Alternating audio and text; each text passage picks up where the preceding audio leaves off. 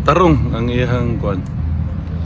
Sige pakatawa, sige joke sa mga apo, okay man siya. Oh. Sir, kanusta siya, sir, na 1 week siya walay visit gyud kasi na-fail daw niya, sir.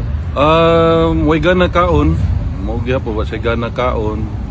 Pareha karon akong ginamasahe, sige kurok antiyan. Istorya po na akong mga security, usay di mo bangon, kapoy. Matod pa niya, mo doon ay kuan. Naanad na daw siya sa iyahang kahimtang nga ublo. Nasa loob. Ublo. Mo na sulti ublo.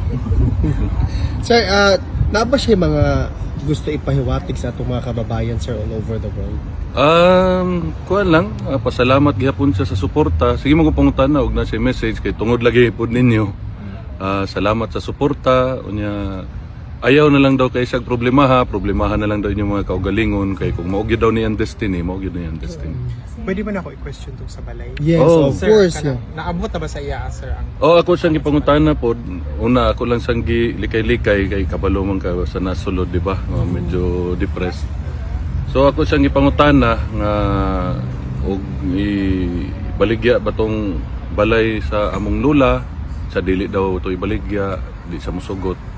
Yan ako nang gidiretso nga imong balay diya sa Doña Luisa ibaligya ba ni tubag naman siya nganong nga baligya ba daw nga mo daw na yung pinakauna niyang balay unya si Hanilet na mo daw kaugalingong balay dako daw. So mo to yan tubag. So di daw ni pabaligya. Pero nabaligya na ni Hanilet, ako pong gipangutana nga kung ang titulo ka kinsa murag ni sulti man to siya ka Hanilet daw murag ana. Wa po ko way klaro po yan tubag pero nabaligya na pud may mabuhat. Kasi sa pagkakaron ang among inahan si mama namo ni sulti gyud nga og pohon og kaluyan sa Ginoo makagawa siya didto na siya papuyon sa balay namo. Wow. Okay. Daghan na naman ikaw ganun yung balay. Way balay among amahan dito pwede nang puyo sa mong balay. Sir, kay worried ba good ang buong Pilipinas o mostly supporting ni Tatay Digong na ang balay daw pero holds history na daw? Di ang kuan gyud namo ana nastoryahan namo ni VP Inday o ni Mayor Bastide na kanang balaya dili na siya actually na masulti nga kang sa among amahan. Ang tagiya na ang tiga Davao na kay nahimo na nilang atuhanan ng lugara. Sir, nahisigutan ba ninyo, sir, ni Ang Kuya uyab RD? ko. Ana siya nga kuan daw. Sa iya daw mga common law wife man yang isulti. Katong kang Ma'am Jazz, ana siya nga wala man daw sila relasyon ni Ma'am Jazz kay di man daw sila igagaw. Di mo sila igsuon, so wala daw sila relasyon. So sa tanang uyab po daw niya, katong sa nailhan ako nga 13 ka buok des Davao, pangita na lang daw muglain, kanang daghan daw credit card. Mo na yung sulti.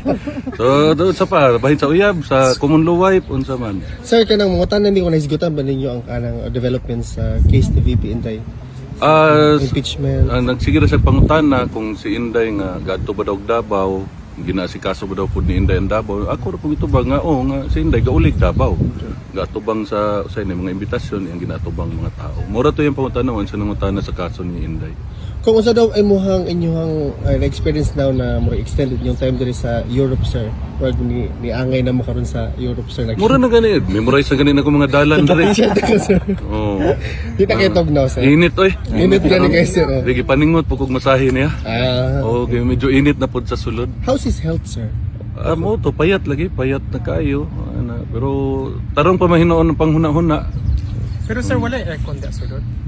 Kato amang kung asa may gamiting electric fan naman na. Pero mabrihan man hinoon ang kuan ang bintana. Kasi ba na may question, ma'am? Basig na kung ano lang ko, last message nimo sa mga kababayan nato.